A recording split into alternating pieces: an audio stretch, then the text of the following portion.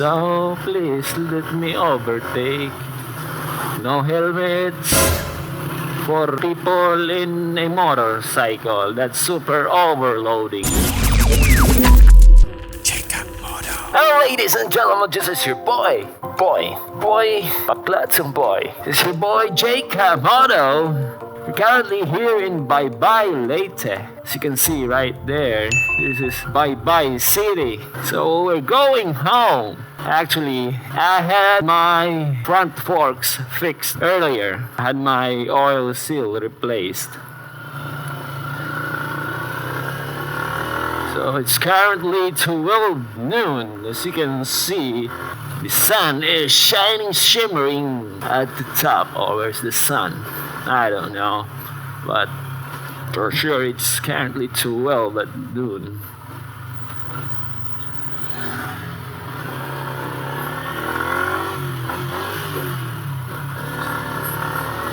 So nanghingi na naman ng pera si Sniper. Although it's not that much because oil seal is 85 pesos times 2, 170, and then labor. Excuse me, I am having a party. Excuse me. Oops. So as I've said in my review, may lagotok ang front forks ng Sniper. But I didn't bother to have it fixed because usually it becomes obvious, or the lagotok becomes obvious when you are driving on a bumpy, super bumpy road. So please let me overtake. No helmets for people in a motorcycle that's super overloading right there. Buti na lang walang enforcer. Kasi kung meron, siguradong tipok. So next thing that I'm going to fix for this Sniper is the annoying sound of the tensioner. I'm still looking for a stock tensioner. Fortunately, I haven't seen one. So till then, I will still be using the old tensioner that I have, since it doesn't really affect when it comes to performance. It's just the sound that annoys some riders, like me, like you, like everybody of us. So tuning up is necessary when it comes to motorcycle like this one. As I mentioned before, I went to Ormoc and had the valve clearance adjusted and had the spark plug cleaned and the coolant replaced. Just the basic of tuning up a motorcycle. So apart from that, I have the oil seal replaced today.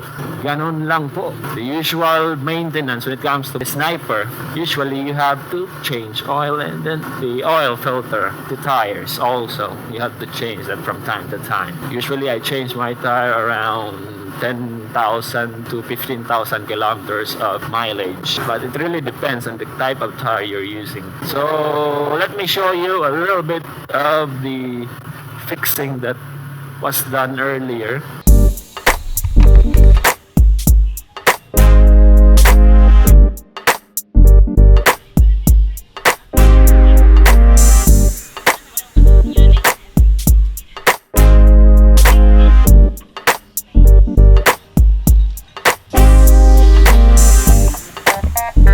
So far, so good. My Sniper is more or less stuck.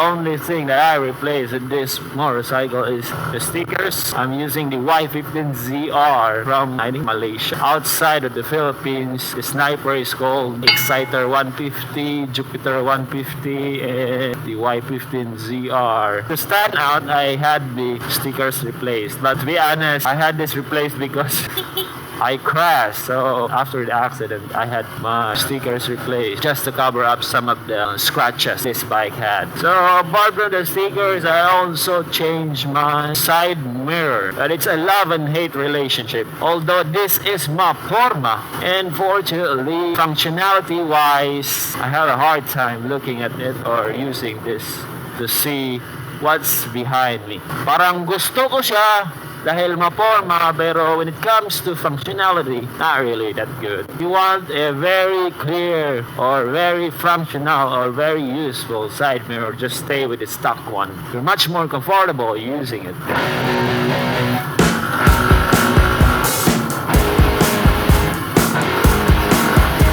Another modification that I made for this bike is the signal light, the rear signal lights. Instead of using the stock one, which is not really appealing to me because it was too big and it was protruding, that most of the time, if you have a billionaire back rider, nasasagi yung signal light. So I had it replaced. Here I will let you see. It's the signal lights right here. This one, I had it changed with this. I think this is from an XRM, and then I just used the stock bulbs. And so when you use the signal lights, yeah, you still have this glowing amber color while you're using the XRM signal light lens. Other modification is this one right here, the chain adjuster. Instead of using the stock one, I bought a thicker one for both sides right there. Another modification is I shortened the rear fender. So I used a plate holder and then cut off the part below this one right here. After the metal part, pinutol siya, tapos just using the metal part and then had the plastic part glued. That is all. When it comes to my bike modification, I really am not particular with the aftermarket accessories such as the owl eye, shifter, daming mga accessories when it comes to snipers, but I am not into it. Most of the time, I spend my money not for accessories but for gas and for rides. So there are lots of riders, but you can see one that is more of a paporma guy. He wants his motorcycle to stand out among the rest, buying all this kind of accessories, aftermarket products for his bike to beautify it, to modify it. Unfortunately, most of the time, that guy or that rider also is not riding. So more or less, pang show bike lang yung motor niya. And here is the other type of rider who is not really into modification, aftermarket products, aftermarket accessories. But when it comes to rides, count him in. That's me. Yes, I usually do not prioritize accessories, but more on rides. I enjoy riding. Are you the first one or the first type, the accessory show bike type, or the other one, which is more of a ride type guy? So in a way, we're currently, as for my subscriber count, I'm currently close to 1,000. We're around 860 subscribers right now. So I am thanking everyone for the support. Marami na tayo. It's because of the Sniper 150 review video that I made. So it gained traction, it gained views, and of course it gained subscribers. So salamat mga bro, mga bay, mga call, mga paps. Thank you, thank you.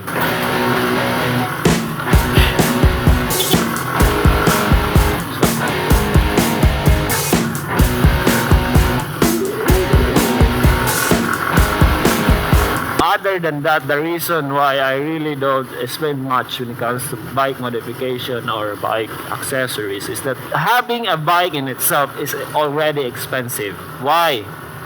If you're riding it every day, then there will come a time that you have to spend for maintenance or for issues that your bike will eventually have. The longer that you have that bike, the more tendency that it will have some issues or problems. So instead of using it for aftermarket products, then rather save it for maintenance. Let's just say I am more practical when it comes to bike. Having your bike modified, especially if you're modifying your engine, is not really that advisable because most of the time it's sakit ng ulo, sakit sa bulsa. You have to spend much when it comes to such modification. Most of the time you have to be ready for a possible problem when it comes to your engine, because modifying your engine will eventually lead to problems.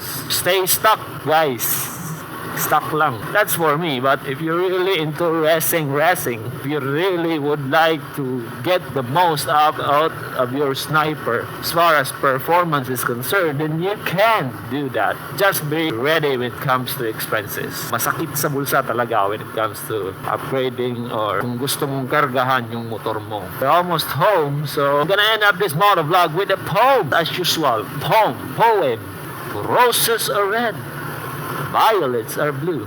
If you want your bike to stay longer, please don't modify it, bro. This is your boy JCUTMoto saying bye-bye.